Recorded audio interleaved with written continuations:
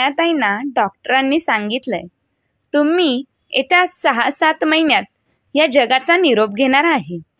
हे वाक्य ऐकून त्यांच्या पायाखालची जमीन सरकली. परंतु त्यांना हेही समजलं की परिस्थिती, हे सत्य कोणीही बदलू शकत नाही. डॉक्टरांनी सांगितलेला निर्णय शांतपणे ऐकून छायाताईंनी पुढे असं काही केलं की त्याचा हेवा सगळ्यांनाच वाटला आणि त्यांच्याप्रमाणे सगळ्यांनी जीवन जगावं. चला तर मग पाहूया 6 महिन्यांनी मरणार असून देखील त्या कशा प्रकारे जीवन जगल्या. मोहनराव आणि छायाताईंचं आयुष्य अशा एका टप्प्यावरती येऊन थांबलं होतं की ते दोघे एकमेकांना सोडून तिसरं त्यांना कोणीच नव्हतं. बस मोहनरावांची रिटायरमेंट झाली, मुलं आपल्या संसाराला लागले आणि या रिटायरमेंट नंतर त्यांचं आयुष्य असं झालं होतं की हातामध्ये काम नव्हतं. दिवसाची 24 तास घालवायचे कुठे, हा प्रश्न दोघांच्या समोर पडला होता.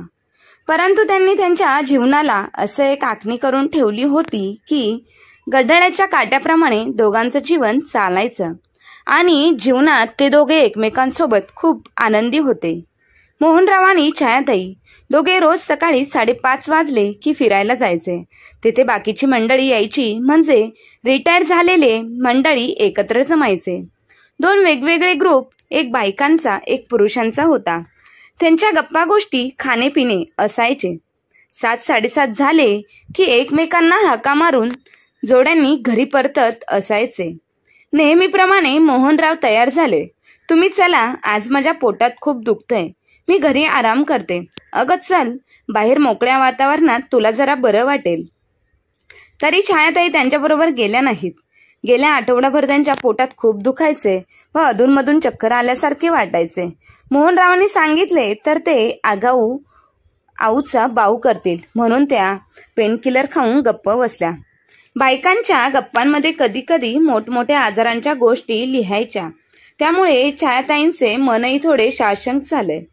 मोहनराव गेल्यावरती त्या तयार झाल्या. त्यांच्याशी मैत्रिणींच्या दवाखान्यात गेल्या आणि काय काय होतं ते सांगितलं. जीवाभावाची मैत्रीण उगीचाच वेळ काढायला नको म्हणून तिने सगळ्या तपासण्या करून म्हणाली, चिठ्ठी लिहून सगळे रिपोर्ट आणायला सांगितले. दुसऱ्या दिवशी मोहनरावांची सोसायटी मीटिंग होती, तेव्हा छायाताई सगळ्या तपासण्या करून आल्या. आता संध्याकाळी रिपोर्ट आणायचा होता, तोही गुपचूप आणायचा होता. असा विचार करून त्या कामाला लागल्या. पोटातलं दुखणंही त्यांचे कमी झाले होते. संध्याकाळी रोजच्या प्रमाणे त्या मोहनरावांबरोबर फिरायला गेल्या. जाताना त्यांना म्हणाल्या, मी 1 तासभर बसेल, नंतर मुग्धाकडे तिथूनच जाणार आहे. तिने लोणच्याचा घाट घातलाय, मला मदतीला बोलवले. मला यायला 8 तरी वाजतील.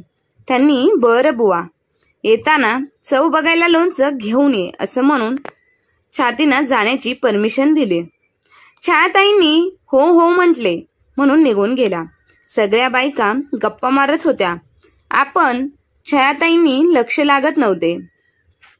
6 वाजल्यानंतर त्या उठल्या. थोडं काम आहे सांगून रिपोर्ट आणायला गेल्या. एकट्या चालात, कोणी नाही बरोबर, डॉक्टरांनी विचारले. त्यांनी हो म्हटले, पण त्यांच्या काळजात धस्स झाले होते. त्यांनी बंद लिफाफा दिला व तुमच्या डॉक्टरांना दाखवा असे म्हटले. तो घेऊन त्या सरळ आपल्या मैत्रिणीकडे गेल्या. त्यांनी बघितलं व वाचताना त्यांचा चेहरा पडला. काय झालं ग, सांग मला, मी घाबरणार नाही. तेव्हा डॉक्टर मैत्रीण बोलली, अगं तुला आतड्यांचा कॅन्सर झालाय व तोही 3ऱ्या स्टेजवर आहे. आपण उपाय करू, दुसऱ्या डॉक्टरांचा आपण सल्ला घेऊ. ह्या रिपोर्टनुसार तुझ्याकडे फक्त 7 महिने आहे असे म्हणून तिने छायाताईंना मिठी मारली व ती रडू लागली.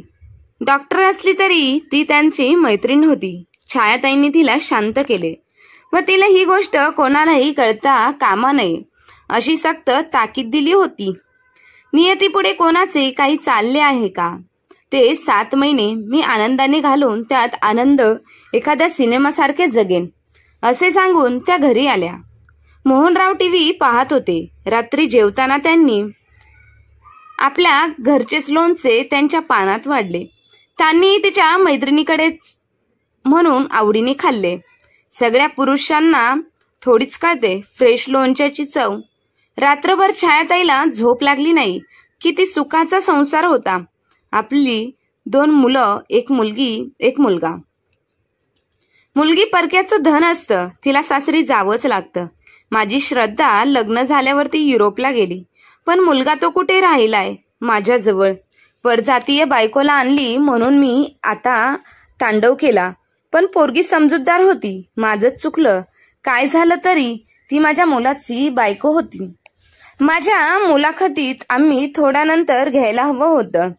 चुकलं माझंच. बघूया सुधारता येतं का. सुनबाईचा आणि सासरेबुवांचं चांगलंच जमतं. आता पुढच्या आठवड्यात माझ्या नातवाचा वाढदिवस आहे. दोघेंचाही वाढदिवसाचं निमित्त करून व सुनबाईशी गोड गोड बोलून सिमेंट करता येतं का बघू. नंतर त्यांच्या हातातून श्री सत्यनारायणाची पूजाही घालू. लग्नानंतर घालायची राहिली होती ती पूर्ण करता येईल. लहानपणापासून माझ्या सगळ्या इच्छा या 6 महिन्यात पूर्ण करायच्या आहेत. छायाताई एक एक मनातून इच्छा रचू लागल्या. त्यांची नोंदही त्यांनी डायरेक्ट लिहून ठेवली होती. आराखडा केला जेणेकरून सगळं पूर्ण करता येईल. लहानपणापासून 4 व्हीलर चालवायची इच्छा होती, तीही पूर्ण करायची राहून गेली. 1 महिन्याचा कोर्स असतो. फार लांब नेता आली नाही तरी चालेल, पण स्टेअरिंगवर हात धरून जवळच्या जवळ गाडी फिरवता आली तरी पुरे आहे माझ्यासाठी. पोहण्याची इच्छा होती. माझी मैत्रीण गीता पट्टीची पोहणारी आहे. ती पोहण्याची क्लासही घेते. उद्याच भेटते तिला. स्विमिंग सूट घालून पाण्यात हातपाय मारेल. थोडंसं पोहायला आलं तरी पुरे आहे. 1 महिन्यात होऊन जाईल असे विचार करता करता त्यांना झोप लागली. अगं आज काय झाले, किती वेळ झोपली, चल उठ, मी चहा करून ठेवलाय. ह्या मनोहररावांचा आवाज झाले. छायाताईंना जाग आली. त्यांची सगळी मरगळ गेली होती. रात्री झोप नीट लागली नव्हती तरी त्यांना एकदम फ्रेश वाटत होते. त्या आपलं सगळं आवरून चहा घेऊन टेबलवर बसल्या. मोहनराव चहा मस्त करत होते, पण आजच्या चहाची चव जरा जास्तच बरी होती. त्याची पावती त्यांनी मोहनरावांना दिली होती. उठा, रोज उशिरा बाईसाहेब, मग हा पामर द्यायला फक्कड चहा तुम्हाला, असं मोहनरावांनी छायाताईंना टिंगल करत बोलले. आज बाईसाहेब जास्त छानच दिसतात म्हटलं. कुठे बाहेर वगैरे जायचं आहे का, मोहनरावांनी विचारले. नाही हो, पण एक विचारतोय, सांगू का. नको सांगू म्हटलं तरी नाही सांगणार का. छायाताई म्हणतात, आहो तुम्हाला टिंगल सुचते, मस्ती सुचते. बरं बरं, ते राहू द्या बाजूला. काय आलंय मनामध्ये ते सांगा. छायाताई म्हणतात, मला ना कार चालवायला शिकावी असे वाटते. आपली गाडी ही पडूनच आहे. मध्ये थोडी चालवलेली बरी म्हणतात ना. अगं लागेल तेव्हा आपला ड्रायव्हर येतो ना. पण मग मला चालवता आली तर माझी इच्छा आहे, मी गाडी चालवावी. अगं पण ह्या वयात त्यात काय, ड्रायव्हर असेलच ना. चला शिका बाईसाहेब, मग मग आम्हाला घेऊन चला लगेच. त्यांनी त्यांच्या नितीन ड्रायव्हरला फोन लावला व नीट समजावून सांगून बाईसाहेबांचा हट्ट पूर्ण करायला सांगितला. आणि खरंच एका लहान मुलीसारखी गाणी गुणगुणत त्या न्याहारीच्या तयारीला गेल्या. नितीन येईपर्यंत सगळं आठवून घ्यायला हवं होतं. बरोबर 10 वाजता नितीनचा फोन आला आणि त्याला महत्वाचे काम असल्याचं कारणाने आता येऊ शकणार नाही, पण संध्याकाळी नक्की येतो असा त्याने निरोप दिला होता. छायाताई थोड्या हिरमुसल्या, पण लगेच त्यांना गीताची आठवण झाली. तिच्याकडे पोहायला शिकायचे. मग आता फोन लावून म्हणून त्यांनी तिचा नंबर लावला. पलीकडून गीताचा आवाज आला. तिला असे वाटले तिने सरळ विषयाला हातच घातला. अगं गीता, मला पाठीशी दुखणे आहे, तुला माहीतच आहे ना. त्याकरिता डॉक्टरांनी व्यायाम म्हणून स्विमिंग करायला सांगितले. 1 महिना करून बघायला सांगितले. मग येऊ ना तुझ्याकडे, तुझ्याशिवाय दुसऱ्या कोणाकडे जाईन म्हणा मी, असे बोलून त्या हसल्या. मग गीता आणि त्यांना थोडा वेळ गप्पा मारत बसल्या. संध्याकाळची 6ची वेळ स्विमिंग करायची ठरली आहे. मोहनराव दुपारी बाहेर गेले होते तेव्हा त्यांनी आपल्या सुनेला गायत्रीला फोन लावला. खबरबात घेतली व आकाशच्या वाढदिवसाला आम्ही दोघे येतो हे कळवलं. तुम्ही बाहेर वगैरे जाणार असेल तर आमचे राहू द्या म्हणालात. आता सासूबाई आपणहूनच येते म्हटल्यावर सुनबाईला आनंद झाला. तिला थोडे नवलच वाटले. माझ्याकरिता नाही तरी नातवाकरिता येतात तर येऊ दे. आकाशला खूप आनंद होईल म्हणून ती त्यांच्या आगमनाच्या तयारीला लागली. दुपारी जेवणे आवरून छायाताई थोडा वेळ टीव्ही पाहत लोळत पडल्या. थोड्या वेळात त्यांचा डोळा लागला. त्यांना झोपलेले बघून मोहनराव बाहेर वर्तमानपत्र वाचत बसले. 5:30 वाजले तरी ती उठेना. त्यांना काळजी वाटली. त्यांनी हाक मारून उठवले. रात्री झोप नसल्याने तिचा डोळा लागला होता. त्यांनी उठवून चहा ठेवला. नंतर पण तो चहा घेत असताना तिने श्रद्धाचा विषय काढला. आज रात्री आपण श्रद्धाला फोन लावूया. पण तिचा येतो ना, ती करेलच की. आज नाही तर उद्या करेन. रोजच ती करते. आज त्याच वेळेला आपण करून बरं. बाबा 9 वाजता लावूया हा. आणि त्यांचं ठरल्याप्रमाणे श्रद्धाला फोन लावला. खुशाली विचारून झाल्यावर मुलांच्या खोड्या, नवऱ्याच्या तक्रारी, सगळं झाल्यावर श्रद्धाने विचारले, का ग मम्मा, मी उद्या फोन करणारच होते. तू बरी आहे ना? हो ग बाई. अगं तुम्ही 6 महिन्यांनी येणारच ना. पण मुलांची खूप आठवण येते ग. पुढच्या महिन्यात त्यांना सुट्टी आहे ना, तर मग यायला जमतं का बघा म्हणून फोन केला होता ग. बघ जावई बापूंना विचार आणि जमलं तर या. हो बघते. मलाही वाटतं ग. आम्ही प्रयत्न करून ठेवतो. हा फोन ठेवते असं सांगून तिने फोन ठेवला. छायाताईंनी हळूच डोळे पुसून घेतले. मनोहररावांनी लक्ष दिले नाही, कारण मायलेकीचं हे नेहमीच होतं. विचार केला आली तर माझी भेट होईल, नाहीतर देवाची इच्छा. एवढ्यातच नितीनने फोन करून मॅडम ना गाडी शिकायला सकाळी 7 वाजता येतो असे सांगितले. उद्या गाडीची स्टेअरिंग हाती येणार याची स्वप्ने पहा. छायाताई झोपी गेल्या. दुसऱ्या दिवशी गाडी चालवायला श्री गणेशा झाला. त्यांचा उत्साह व त्यांचा देठपणा पाहून नितीन आपले मत प्रगट केले. मॅडम, मला वाटतं तुम्ही 8 दिवसातच गाडी चालवायला शिकणार. खूप हुशार आहात. हो, मी एवढ्या लोकांना शिकवतो, पण तुम्ही लगेच शिकून घेतात. त्यांच्या अशा बोलण्याने छायाताईंना आणखी उत्साह वाढला. त्या प्रोत्साहित झाल्या. त्या संध्याकाळी त्या मुग्धाच्या क्लासला गेल्या. सुरुवातीला थोड्या घाबरल्या, पण मुग्धा त्यांच्या बरोबर होती. आपण बुडणार नाही याची खात्री होती. त्या रात्री झोपेत त्यावेळी विचार करायला लागल्या. बरंच काम केलं फक्त 2च दिवसात. मग सगळे स्वप्न 6 महिन्यात पुरी होतीलच. त्यांना त्यांची बालपणीची मैत्रीण माया आठवली. किती वेळा तिने तिच्या घरी बोलवलं, पण तिला भेटायला नाही गेलो. श्रद्धाच्या लग्नाला आली होती, पण नंतर भेटच झाली नाही. फोनवर बोलतोस पण नाही. आता तिला भेटायला जायचे केवढे कौतुक करते. ती स्वतःच्या बंगल्याचं बघून घ्यायलाच हवा. विमानाने जाऊ व 2 दिवसात परत येऊ. माझं शेवटचं तिला भेटून यायलाच हवं. मोहनरावांना पण गोवा आवडतो. तेही आनंदाने तयार होते. उद्या मोहनरावांशी बोलून नंतर मायाला फोन लावून येते असं सांगू. किती आनंद होईल तिला. चला आता झोपू. आपल्या मैत्रिणीच्या सुखद भेटीची चित्र रंग व त्या झोपी गेल्या. आज सकाळी लवकर उठून छायाताईंनी सगळे कामे पटापट आवरून घेतली. नितीन बरोबर 10 वाजता आला. तो सूचना देत असे व त्याप्रमाणे छायाताई सराईतपणे गाडी चालवायच्या. मध्ये मध्ये नितीन त्यांना प्रोत्साहनही द्यायचा व त्यामुळे त्यांना उत्साह द्विगुणित व्हायचा. असे 2 तास गाडी चालवून त्या घरी यायच्या. आल्या आल्या शाळेतकरी मुलीसारख्या सगळा रिपोर्ट मोहनरावांना द्यायच्या. त्यांना इथे ऐकण्यात मजा यायची. दुपारी जेवण उरकून वामकुक्षी करत होत्या तेव्हा त्यांना मनामध्ये एक विचार आला. आपल्या दोन्ही कट्टा ग्रुपची एक टूर आयोजित केली तर. जसा विचार आला तसा त्यांनी जवळ झोपलेल्या मोहनरावांच्या कानावर घातला. त्यांनाही ही संकल्पना आवडली. तेही म्हणाले, हो, सर्वांचेच हातपाय धड असताना जाऊन येऊ. तशी कल्पना छान आहे. आता संध्याकाळी बोलू. मग सर्वांशी एक बैठक घेऊ. ठरवू कोठे, कधी व कसे जायचे ते. आणि संध्याकाळी दोघांनी आपल्या ग्रुपमध्ये चर्चा केली. मग दुसऱ्या दिवशी त्याच कट्ट्यावर सर्वांची बैठक घेऊन ठरवायचे ठरवले. ठरवल्याप्रमाणे बैठकी झाली. छायाताईंनी सर्व पुढाकार घेतला आणि सर्वांच्या मतानुसार पुढच्याच महिन्यात कन्याकुमारी व केरळला जायचे ठरवले. तू ऑपरेटला फोन करून बाकी कसं काय करायचं ते ठरवलं आहे. पण छायाताईंनी सर्व पैसे गोळा केले व पुढच्या 6 तारखेला जायचं असं ठरवलं. अजून 1 महिना होता, तोपर्यंत गोव्याला मायाकडे जाऊन यायचे होते. अगोदरच छायाताईंचा विचार होता प्लेनने जावं, पण आता केरळ वगैरे जायचं म्हटल्यावर त्यांनी कारने जायचं ठरवलं.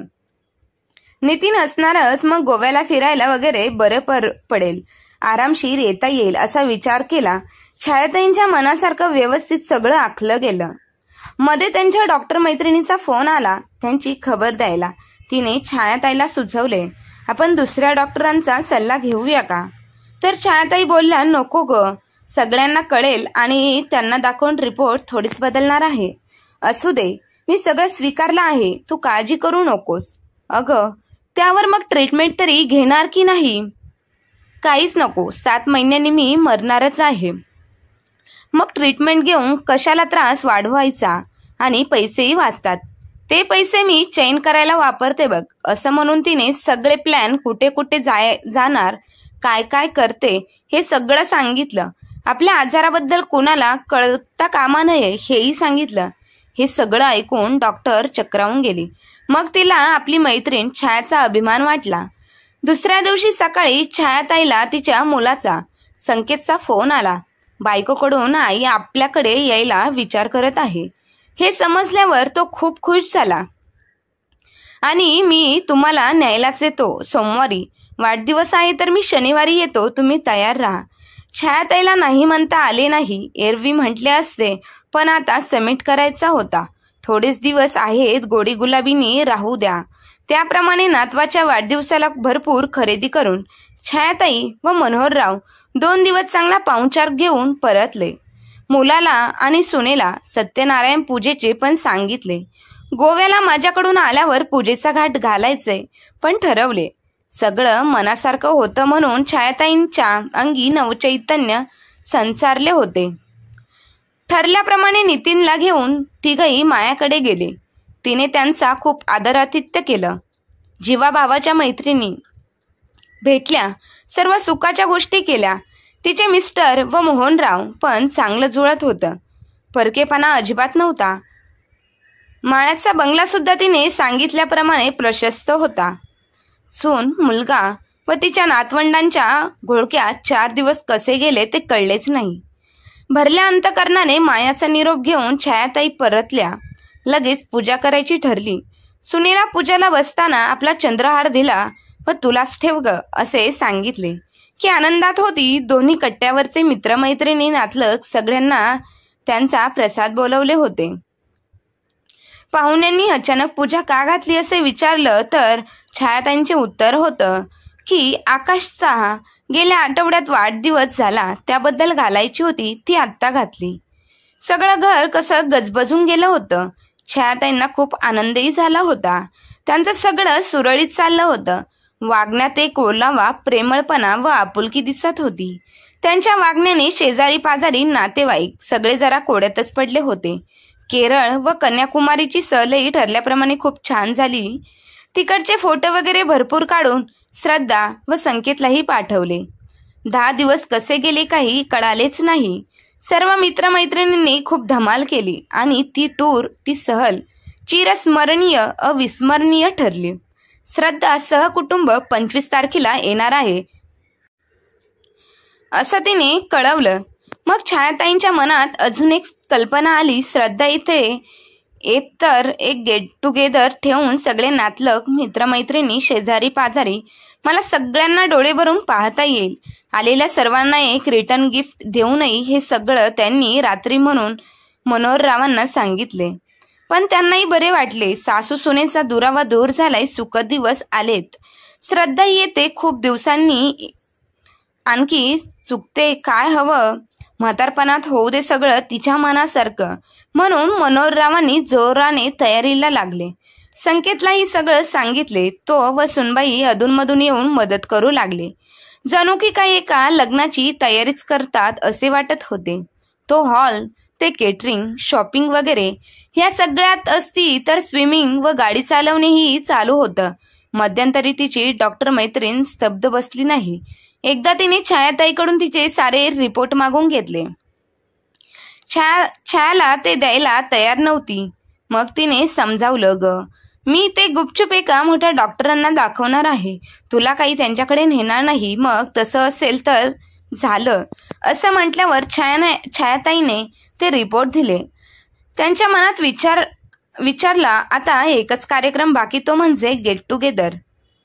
मग मला यायचं तेव्हा येऊ दे. ते हल्ली माझं पोटदुखीकडे लक्षच नाही. एवढ्या गडबडीत दुःख विसरून गेले मी. माणूस आनंदी असला की दुःख विसरायला होतं हे संकेत नाही. घरच्या समोर सर्वांसमोर बसून हॉल, केटरिंग, मेन्यू वगैरे जवळजवळ 1000 लोकांचं प्लॅनिंग ठरवलं होतं. शॉपिंगलाही चौघे गेले. प्रत्येकाचे नवीन स्टाईल कपडे व रिटर्न गिफ्टसाठी चांदीच्या लहान लहान समया घेतल्या होत्या. दिवस चांगला ठरला. सर्वांना आमंत्रणं दिली गेली. श्रद्धा वगैरे आल्यावर लग्न घरासारखं वाटलं तिला. तिने गोव्याच्या मैत्रिणीला म्हणजे माया व तिच्या मित्रांना पण आवर्जून बोलवले होते. यांचे नातेवाईक एक दिवस अगोदरच आले होते. पार्टी संध्याकाळी 5 ते रात्री 10 पर्यंत ठेवली होती.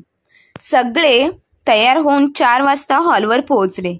पाहुण्यांचे स्वागत करायला अत्यंत आनंदी व उत्साहाने वातावरणाने छायाताई एकदम भारावून गेल्या. एका नवरीसारखे त्या नटल्या होत्या. सगळा साज चढवताना मनात आले होते, बस पुन्हा काही हे अंगावर दागिने चढवले जाणार नाही. हळुवारपणे साऱ्या दागिन्यांवर त्यांनी हात फिरवला. एवढे दिवस टिकून ठेवलेल्या ही राता घसरलो की काय असं वाटलं, पण नाही. लगेच त्या सावरल्या आणि बाहेर येऊन पाहुण्यांचे स्वागत करू लागल्या. तेवढ्यातच त्यांची डॉक्टर मैत्रीण आली. आल्या आल्या तिला घट्ट मिठी मारली. वर तशीच ओळखताना आतल्या रूममध्ये घेऊन गेली आणि रूमचे दार बंद केले आणि ओरडली, माय डार्लिंग छाया, तुला काहीच झाले नाही. तो रिपोर्ट तुझा नव्हता. तुझे नाव टायपिंग मिस्टेक झाल्यामुळे चुकीमुळे छापले गेले व सगळा घोटाळा झाला. अगं, पण हे तुला कोणी सांगितलं? मी माझ्या मोठ्या डॉक्टरांना दाखवल्यावर त्यांनी तसं मला सांगितलं, पण त्यांना काहीतरी शंका आली. त्यांनी तेथे फोन लावला आणि तुझे रिपोर्ट पुन्हा मागितले. हा, माझ्या हातात आहे तो तुझा रिपोर्ट आहे. दोघींनी एकमेकींना कडकडून मिठी मारली. दोघींच्या डोळ्यांतून अश्रुधारा वाहू लागल्या. बरं झालं त्या रिपोर्टमुळे. चल ये बाहेर, मला सर्वांनाच हे सांगायचे आहे म्हणत त्या बाहेर स्टेजवर चढल्या. मायाताई हातात माईक घेऊन त्या बोलू लागल्या, सर्वांचे स्वागत. सर्वांच्या मनात आलं असेल की ही पार्टी कशासाठी. माझीही तुम्हा सर्वांबरोबर शेवटची पार्टी म्हणून मी आयोजित केली होती. पण या डॉक्टर मालिनी देशमुख आल्याने माझ्या सगळ्या आयुष्यातला सारा कोणता मोकळा झाला गेला. 3 महिने मी एका वेगळ्या असताना वावरत होते. त्याचे कारण असे होते की माझ्या पोटात खूप दुखत असल्याने मी डॉक्टरांकडे गेली. त्यांनी माझ्या सगळ्या टेस्ट करून घेतल्या. त्यात मला आतड्यांचा कॅन्सर असल्याचे निदान झाले व मी फक्त 7च महिने माझ्याकडे असल्याचे सांगितले की आज 7 महिन्यात माझ्या सगळ्या अशा इच्छा आकांक्षा पूर्ण करायच्या. म्हणून मी जोमाने कामाला लागली. पहिली गोष्ट माझ्या सुनेला माझ्याजवळ केली. आता आमची मैत्री जमली आहे. तिच्या हातून पूजा घातली. मी माझ्या सर्व इच्छा पूर्ण केल्या. पोहणे, गाडी चालवणे. युरोपमधल्या मुलीला मुद्दाम बोलावून घेतले. गोव्याला मैत्रिणीला भेटले. कन्याकुमारी, केरळ टूर केली व आता या पार्टीचे आयोजन केले. हे ऐकल्यावर सगळे दचकले. श्रद्धा तर रडायलाच लागली. बिचाऱ्या, कुणाच्या तरी रिपोर्टवर चुकीचे माझे नाव लिहिले गेले व सगळे रामायण घडले. पण एक बरे झाले, चुकीचा रिपोर्टने माझे जीवन बदलले व माझा मुलगा, सून व नातू माझ्याजवळ कायमचे आले. आयुष्यभर शिकले नव्हते तेव्हा 2-3 महिन्यात आत्मसात केले. वाईटातून चांगलं झालं. खूप खूप धन्यवाद डॉक्टर साहेब व तुम्हा सर्वांचे. चला, लेटस एन्जॉय द पार्टी. टाळ्यांचा कडकडाट. सगळ्यांनी त्यांना अभिनंदन केले व पार्टीचा आनंद घेऊ लागले. तर मग मित्र आणि मैत्रिणींनो, तुम्हाला ही कथा कशी वाटली ते कमेंट करून नक्की कळवा आणि आपल्या चॅनलला लाईक, शेअर, सबस्क्राईब नक्की करा. धन्यवाद.